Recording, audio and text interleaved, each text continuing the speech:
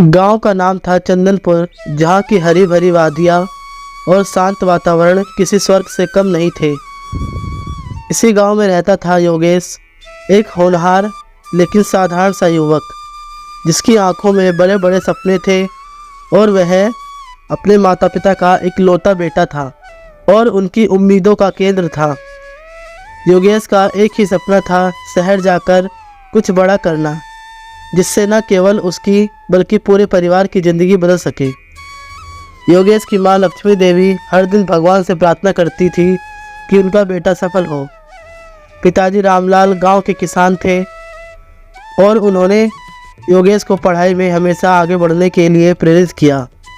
योगेश ने गांव के स्कूल से अपनी पढ़ाई पूरी की और शहर की एक बड़ी यूनिवर्सिटी में दाखिला लेने का सपना देखा। लेकिन सपने देखना और उन्हें पूरा करना दोनों में बहुत फर्क होता है। योगेश ने शहर जाने का फैसला किया, लेकिन उसे नहीं पता था कि वहाँ की ज़िंदगी कितनी कठिन हो सकती है।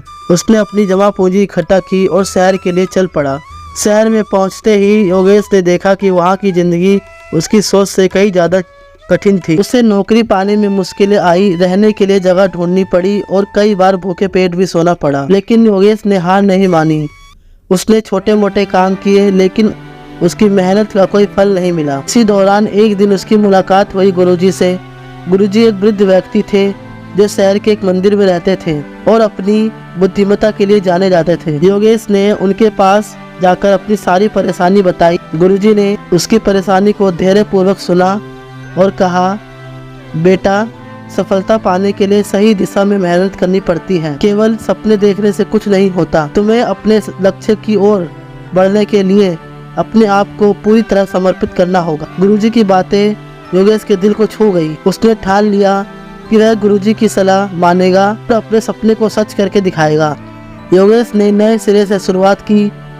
उसने खुद को नई स्किल्स सिखाने पर ध्यान केंद्रित किया और अपने काम में पूरी मेहनत झोंक दी। दिन बीतते गए और योगेश की मेहनत रंग लाने लगी।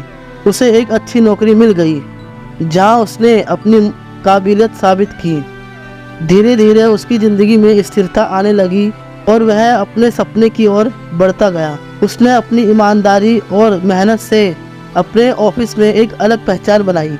एक दिन योगेश को पता चला कि उसकी कंपनी एक नए प्रोजेक्ट पर काम कर रही है, जिसमें उसे लीड करने का मौका मिला। योगेश ने इस मौके का पूरा फायदा उठाया और अपने प्रोजेक्ट को सफलतापूर्वक पूरा किया।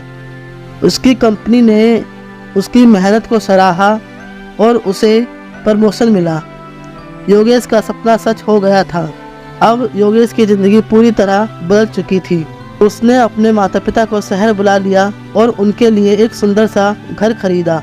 उसने गांव में भी सारे प्रोजेक्ट शुरू किए, जिससे वहाँ के लोगों की ज़िंदगी में भी सुधार आया। योगेश ने अपने गांव के बच्चों के लिए एक स्कूल भी खोला ताकि उन्हें भी अच्छी शिक्षा मिल सके। गांव में अब हर कोई योगेश की तारीफ करता था। एक दिन गुरुजी ने योगेश से कहा, बेटा, तुमने साबित कर दिया कि मेहनत और सही दिशा में प्रयास करने से कुछ भी हासिल किया जा सकता है। मैं तुम पर गर्व करता हूँ। योगेश ने गुरुजी के चरण स्पर्श किए और कहा, गुरुजी, यह सब आपकी वजह से ही संभव हो पाया है। आपने मुझे सही राह दिखाई और मुझे प्रेरित किया। गुरुजी ने मुस्कुराते हुए कहा, सच्चे मन से की गई मेहनत कभी व्यर्थ नहीं जाती। तुमने अपने परिश्रम से यह मुकाम हासिल किया है। आगे भी ऐसे मेहनत करते रहना और अपने गांव का नाम रोशन करना।